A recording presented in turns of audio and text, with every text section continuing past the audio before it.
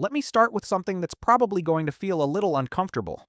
You're 27 years old. You make decent money, not rich, not broke, just fine. You tell yourself you'll start investing seriously once things calm down, once the promotion hits, once you pay off that one card, once life feels more stable, and every month you do the same thing. You spend most of what comes in. You save a little. You promise yourself you'll catch up later. And here's the quiet part you don't say out loud. You assume that when you do start later, you'll just invest more, and it'll all even out. Okay, that's literally most people. And it's also exactly why this video exists. Because today I'm going to show you why one single dollar invested at 20 years old absolutely humiliates $10 invested at 30. Not emotionally, mathematically. And once you see this, you won't be able to unsee it. My name is Jimmy, and I spend way too much time thinking about money, investing, and why smart people keep making predictable financial mistakes. And if you're someone who feels behind, overwhelmed, or secretly worried you've already messed this whole thing up, hit subscribe and give this video a thumbs up. Because this is one of those ideas that can permanently change how you see money. Here's the thing. Most people think investing is about effort, more money, more discipline, more sacrifice. They think, if I just invest enough, I'll be fine. But investing isn't about effort, it's about time. And time doesn't care how motivated you feel at 30. Now look, let's set up a painfully simple example. Two people, same intelligence, same income potential, same market returns. The only difference is when they start. Person A starts investing at 20. They invest just $1 a day. That's $365 a year. That's less than most people spend on coffee without thinking. They do this until they're 30. Then they stop completely. No, more contributions. Nothing. Person B waits. They live their life. They focus on career. They enjoy their 20s. At 30, they finally get serious. They invest $10 a day. 10 times more effort. 10 times more sacrifice. They do this all the way until retirement at 65. If effort mattered most, person B should destroy person A. But that's not what happens. This is where it gets interesting. Let's run the math using a conservative long-term market return of about 7% annually, adjusted for inflation, which, by the way, lines up closely with historical S&P 500 real returns over the last century, according to data from Vanguard and Morningstar. Person A invests for just 10 years. Total money invested, $3,650. That's it. Then they let compounding do its thing for 45 years. By age 65, that tiny pile of money grows to roughly $85,000. Now person B, they invest from 30 to 65. That's 35 years. Total money invested, about $127,750. And at retirement, they end up with around $80,000. Let that sit for a second. Person B invested over 30 times more money. And still lost.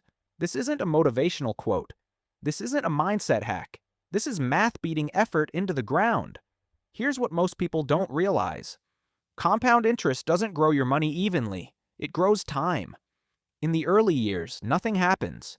Your account feels broken. The numbers barely move. You start thinking, what's the point? That's because compounding works like a snowball at the top of a hill. At first, it's tiny. It barely rolls. You could kick it and not notice. But once it starts moving, once time gets involved, it becomes violent. By the time most people start investing seriously, the hill is already half over. And they're sprinting, while someone else is coasting. Now you might be thinking, okay, Jimmy, but nobody invests $1 a day. This is unrealistic. Fine, let's make it more realistic. Let's say person A invests $100 a month from age 20 to 30. That's $12,000 total. Then they stop. Person B invests $1,000 a month from age 30 to 65. That's $420,000 total. Guess who wins? Person A still ends up with more, not because they were smarter, not because they worked harder, but because they bought time early when it was cheap. Here's the psychological trap. Your brain hates delayed rewards. Neuroscience research from Stanford and MIT shows that humans heavily discount future gains, meaning we instinctively value money today far more than money tomorrow. That's why saving feels painful and spending feels good. So when you're 20, investing feels pointless. You don't feel behind yet. There's no urgency. At 30, panic starts creeping in. At 40, regret kicks the door down. At 50, you're trying to outinvest time itself. And time doesn't negotiate. Think of compound interest like planting trees. If you plant one tree today, you get shade in 20 years. If you wait 10 years and plant 10 trees, you'll still be standing in the sun for a long time. Effort can't replace patience. Now look, this is where people get defensive. They say, well, I didn't have money at 20. And you're probably right. But here's the uncomfortable truth. Most people didn't lack money in their 20s. They lacked clarity. They didn't realize that a small amount early was worth more than a large amount later.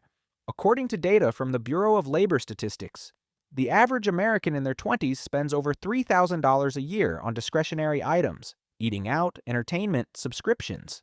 The money was there. It just wasn't named. Here's what most people don't realize.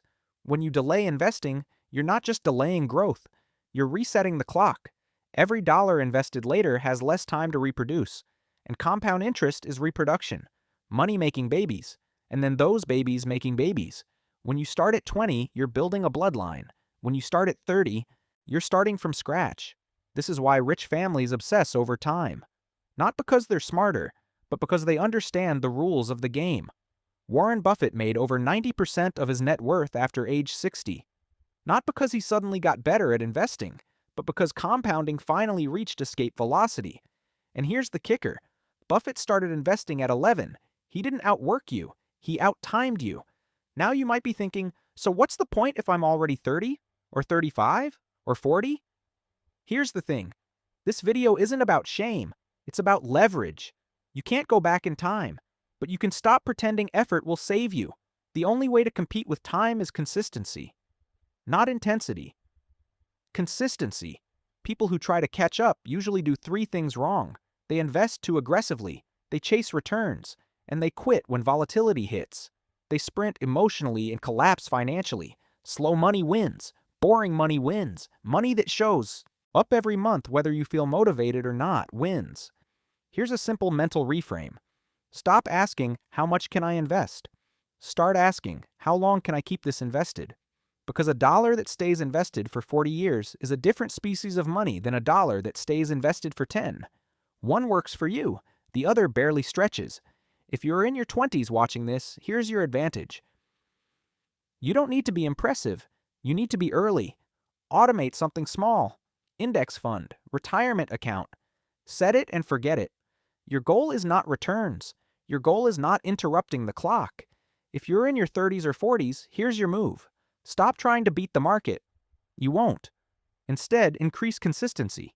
Increase contribution gradually. And most importantly, never stop. Because every time you pause, you're stealing time from your future self. This is why compound interest humiliates late starters. Not because they're lazy, but because the game rewards patience more than power. And here's the part nobody tells you. Once compounding really kicks in, the money doesn't just grow. Your anxiety shrinks. Your options expand. You stop making decisions out of fear. And that's real wealth. Not the number, the freedom. So if this video made you uncomfortable, good. That means you're paying attention. Because $1 invested early isn't small. It's powerful. And $10 invested late isn't impressive. It's compensating. Start where you are. Start small. But start now. Because time doesn't wait. And compound interest never forgets. That's it. Thank you. See you next time.